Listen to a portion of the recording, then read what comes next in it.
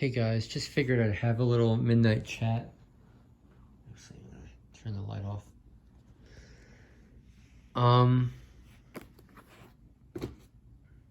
Actually, I'll turn it back on. I'm sorry. I just wanted to share something. Anybody diving into these extra texts, especially, you know, we know the Gospel of Mary Magdalene is true, okay? But it talks about some strange things. It talks about, there's a term that's we're finding often in these texts called the power, or the power this, the power that, the powers. And to the undiscerned, it's very easy to be like, whoa, this is not of God. I don't know what this is talking about. But it's mentioned in the Gospel of Mary Magdalene. Jesus talks about this, and I know the Gospel of Mary Magdalene is talking about truth. It gets into it heavily in the Pistis Sophia.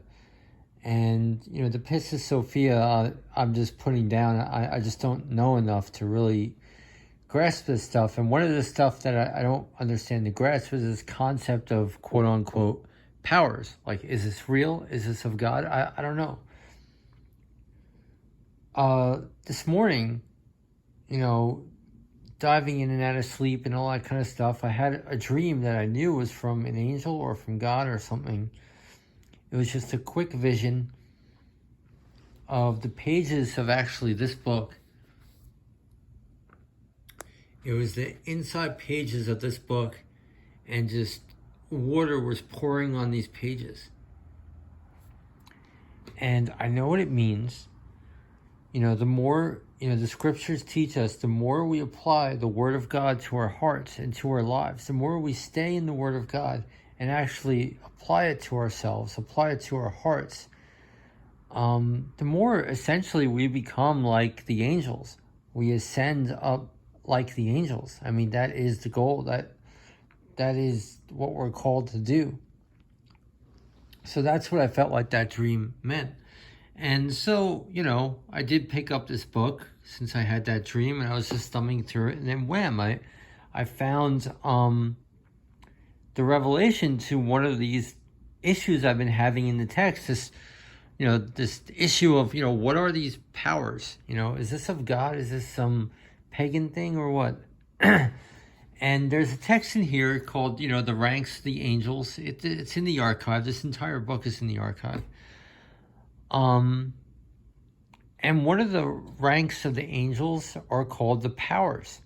I don't know how accurate the text is, but to me, it's like, okay, so when I'm reading of these powers in these Gnostic texts of the Gospel of Mary Magdalene, okay, I could discern this is of God. It has something to do with the angelic hierarchy, and it makes perfect sense that in mainstream Christianity or your average Christianity, we're not going to understand about angelic hierarchy, like the depths of angelic hierarchy. It has nothing to do with our realm. But apparently it's a real thing. So I just wanted to share that. It's pretty cool to be able to confirm that the mention of, the first power, this power, that power, all that kind of stuff, which can very easily be blown off as pagan, is actually of God. That's what I've personally discerned. So I figured I'd just share that. Pretty interesting. So, I just want to, it's a lesson I've learned with the Lord, not to just throw away the things I don't understand, but keep it on the shelf of my mind and keep an open heart and an open mind. And every time I do that, God honors that, and He answers these questions that I have in due time, slowly, And that's exactly what the scriptures say. He gives us wisdom according to our own understanding, to what we're worthy of. And I think what makes us worthy is how open our heart is to new things. It doesn't mean, we'll be deceived, We have to stand on our biblical principles, but you know what I mean. So, I don't know. I just wanted to share that. So that's pretty cool. I was able to discern that the mention of these powers, I believe it's of God. It has something to do with the angelic hierarchy. So, I don't know. We're slowly learning. Very amazing. I have to be honest. I got this book in the mail, and I just feel a very warm something in my heart about this book. I don't know. Okay, I'm reading it text by text because I'm not going to blindly say every text in this book is valid without studying it. And I know the texts that are valid, look, the Apocryphon of James, it kind of moved me. It even convicted me.